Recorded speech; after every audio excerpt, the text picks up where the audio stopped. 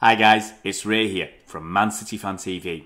After I said it probably wasn't in his best interests to be recalled from loan at NAC Breda, Manchester City have only gone and done it, and they've gone and recalled Aro Muric from his loan spell at NAC Breda. Now there'll be no backtracking from me, I still don't think it's in his best interests, but let's go through some of the facts before we get to my opinion. City were in a jam, a real big pickle following the long-term injury to Claudio Bravo. Our next goalie in line was a 20-year-old called Daniel Grimshaw, and he had no first-team experience, not even in a friendly. I'm not sure how many games he's even played for the EDS. I think he's just moved up to the EDS this season. Our options were to get a free agent, but when you actually look at the list of free agent goalkeepers, they don't fill you with too much hope. So we've got special dispensation from the FA, and we've gone and recalled Aro Muric from his loan spell at NAC Breda. As far as I'm aware, there was no recall clause in that loan agreement, so City had to come to an arrangement with NAC Breda. As I understand it, some money has changed hands for Breda to actually release him, and apparently City have agreed to send 2 more academy kids to Breda in January. Now Breda, they're left with one goalkeeper and an under-17 youth player, which is absolutely not a great position for them to be in. If you've been following our videos over the summer, I've talked several times, many times actually, about our link with NAC Breda. And recently, speaking of the link with the City, NAC Breda's technical director, Hans Smulders, was very positive. We now have a larger staff with specialists such as a sports psychologist and a dietitian, he told De Telegraph. That would not have been possible without City, or would have occurred much less quickly. That also has an impact on our own boys who use it. Last week, Aro Muric made his league debut for NAC Breda in a comfortable 3-0 win against a Graafschap. NAC Breda have issued a statement on their website.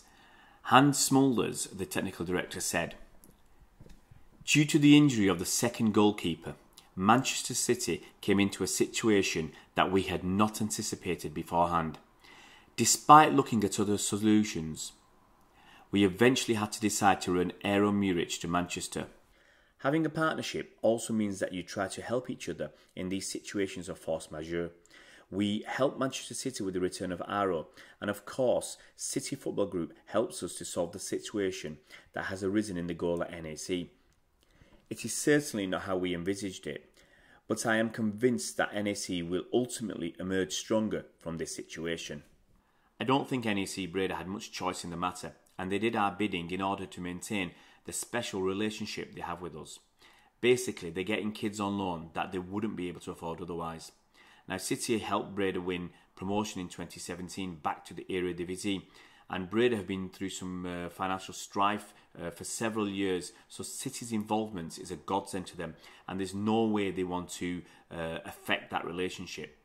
Well, my opinion is it's not a great deal for NAC Breda. Now, they're left with, as I said, just a first-team keeper and a 17-year-old kid as his understudy. That's not a great position to be in. For Muric, it's 50-50.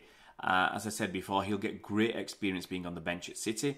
He might end up playing games if Edison's injured or suspended. That'd be quite a frightening prospect right now, because he's only 19 years old, is Muric, and he's not got enough experience. And I still think he would have developed a lot. He would have got a lot out of his loan spell at NAC Breda, and that might have made him competitive enough to come back to City next year and challenge Edison, or at least put pressure on him. And so it's a 50-50 for me. I think he'll get good experience. He'll get some cup experience, so let's hope it's good for him. But I think we need to blood him as soon as possible. Obviously, I expect him to play in the League Cup, the Carabao Cup, as first choice with Edison on the bench. But I think he needs to get a few minutes in a league game as soon as possible. Now, that could be as soon as the Wolves game on Saturday.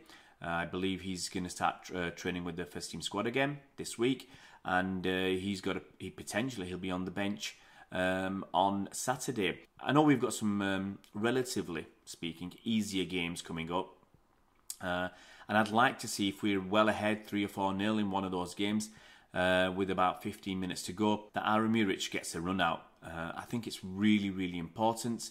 It'll help him to overcome some of the debut nerves if we're comfortably ahead. Obviously, if he's thrown into a game where he has to start, he's going to be really nervous, or he has to be there for, say, 60 or 70 minutes because of an injury to Edison. That's going to bring a whole heap of new nerves to him. But he's got to get some experience. He's got to get out there playing, and hopefully he'll get that soon. A little bit of information about him.